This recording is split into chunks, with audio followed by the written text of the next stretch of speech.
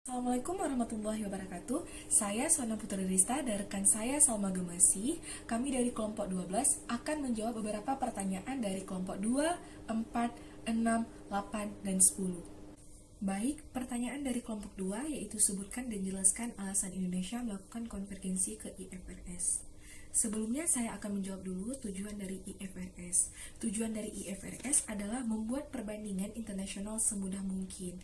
Lalu didirikan IFRS ini adalah untuk menciptakan bahasa akuntansi yang umum sehingga bisnis dan akun mudah memahami dari perusahaan ke perusahaan dan negara ke negara.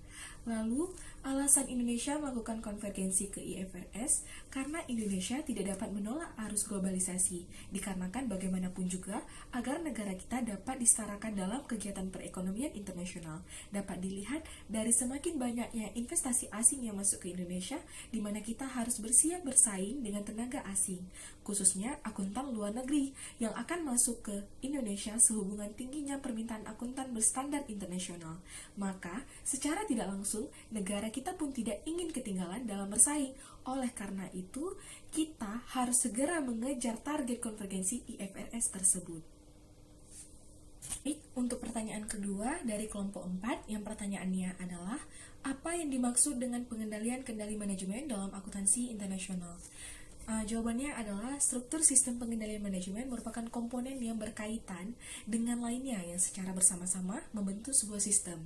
Struktur sistem tersebut, yaitu pengendalian manajemen, diperlukan oleh organisasi perusahaan karena ia menuntut semua perusahaan yang memasuki lingkungan tersebut memiliki kekuatan lebih untuk bersaing.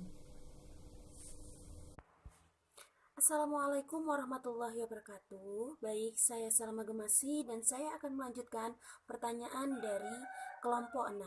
Yang pertanyaannya adalah, jelaskan faktor-faktor yang dapat mempengaruhi perkembangan akuntansi internasional. Jadi, sebelum itu kita mengetahui dahulu definisi dari standar akuntansi internasional.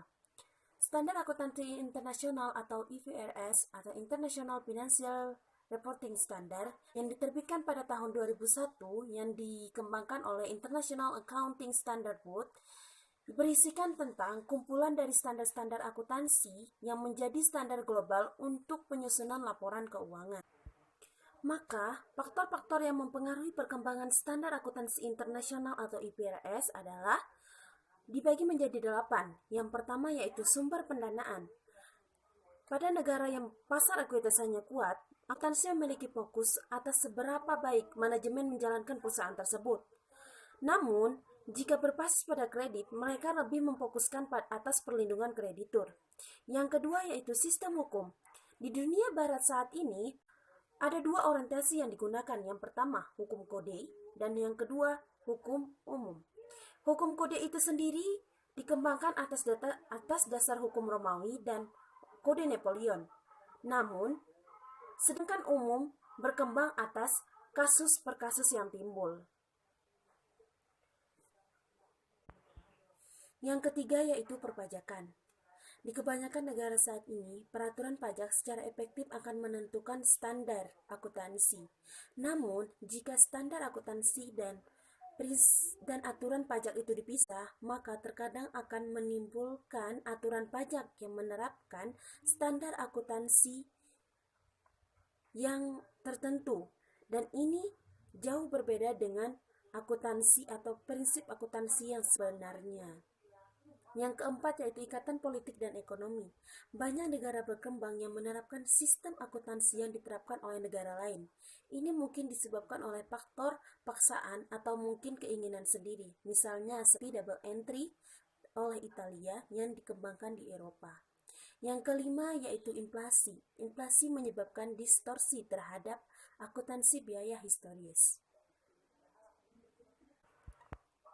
Yang keenam yaitu tingkat perkembangan ekonomi. Faktor ini mempengaruhi jenis transaksi usaha yang dilaksanakan dalam suatu perekonomian dan penentuan manakah yang paling utama. Yang ketujuh yaitu tingkat pendidikan, pengungkapan mengenai resiko efek derivatif. Yang kedelapan yaitu budaya, yang berartikan nilai-nilai dan perilaku oleh suatu kelompok masyarakat mendasari pengaturan kelembagaan di suatu negara tersebut. Selanjutnya saya akan menjawab pertanyaan dari kelompok 8 yang pertanyaannya adalah bagaimana harmonisasi standar akuntansi internasional? Harmonisasi itu sendiri adalah suatu proses untuk meningkatkan kesatuan praktik akuntansi dengan menentukan batasan-batasan seberapa besar praktik-praktik tersebut dapat beragam. Yang pertama kali menerbitkan harmonisasi itu sendiri adalah European Commission atau EC pada tahun 1995. Indonesia merupakan salah satu negara yang sudah melakukannya, namun sifatnya baru. Harmonisasi selanjutnya akan dilakukan full adoption atas standar internasional tersebut dan lebih difokuskan kepada perusahaan publik. Lalu, untuk pertanyaan dari kelompok 10, yang pertanyaannya adalah sebutkan apa saja yang menjadi kesulitan dalam melakukan analisis keuangan internasional. Jawabannya adalah, dalam menganalisis keuangan internasional, terdapat kesulitan-kesulitan analisis strategi bisnis internasional, yaitu yang pertama ketersediaan informasi, dan yang kedua adalah rekomendasi untuk melakukan analisis. Baiklah, inilah hasil dari presentasi kami. Terima kasih kepada teman-teman yang telah memberikan pertanyaan, dan apabila ada kekurangan mohon dimaklumi karena kita masih dalam tahap belajar. Kami akhiri dengan kata-kata wabillahi taufiq wal hidayah. Wassalamualaikum warahmatullahi wabarakatuh.